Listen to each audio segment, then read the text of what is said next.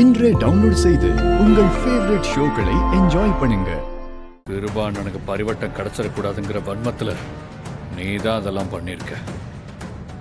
அதுல சந்தேகமே கிடையாது. உன்ன மாதிரி முதுகுல குத்துற பழக்கம் எனக்கு இல்லடா.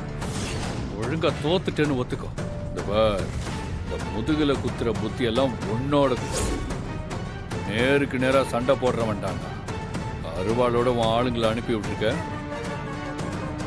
ஆம்பளைன்னா ஆம்பளை மாதிரி நேரா மோதி ஜெயிக்கணும்டா. என்னடா சொன்ன?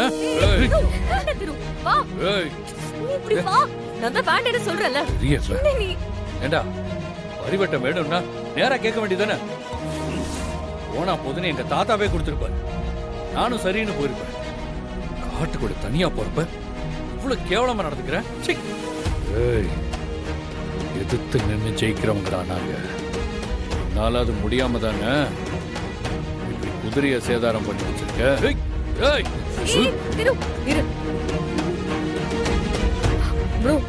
கொஞ்சம் அமைதியா இருங்களேன்.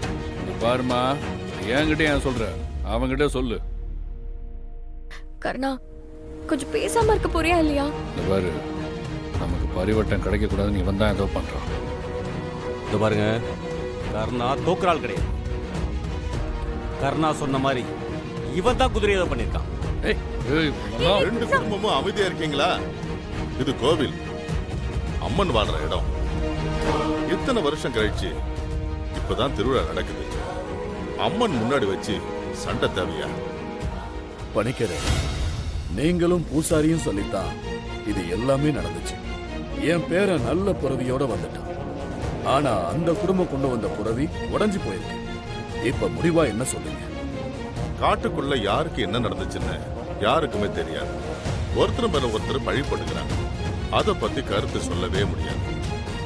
சரியான நேரத்துல எந்த சேதாரமும் இல்லாம புறவியை கொண்டு வந்தது திருதான்.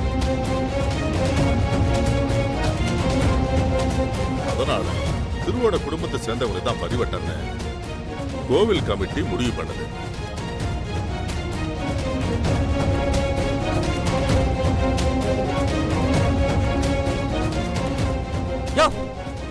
என்னையா பேசிட்டு இருக்கீங்க?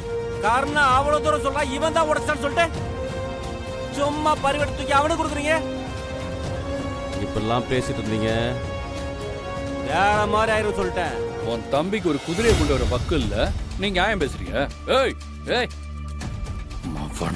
ஏய், நீ எவ்வளவு பெரிய ரவுடியா வேணா இரு. ஆனா என் பேர மேல உன் கை பட்டுச்சு தொலைச்சிடுவேன். யோ, வயசானா வீட்டுல இருக்க வேண்டியதானே, இங்க வந்து நியாயம் பேசிட்டு இருக்க? தம்பி ரொம்ப பேசிட்டு இருக்க. திரு, நீ அமைதியா இருப்பா. சொல்றத கேளு திரு. சரி, நான் கூட பரிவட்டத்தை கடைசி நேரத்துல இந்த ஆளு கையில கொடுத்துடலாம். பாவம், பரிவட்டத்துக்காக ஏங்குறானேன்னு நினைச்சேன். ஆனா இப்ப சொல்றேன் கேட்டுக்க. இந்த பரிவட்டம் என் குடும்பத்துக்கு தான்.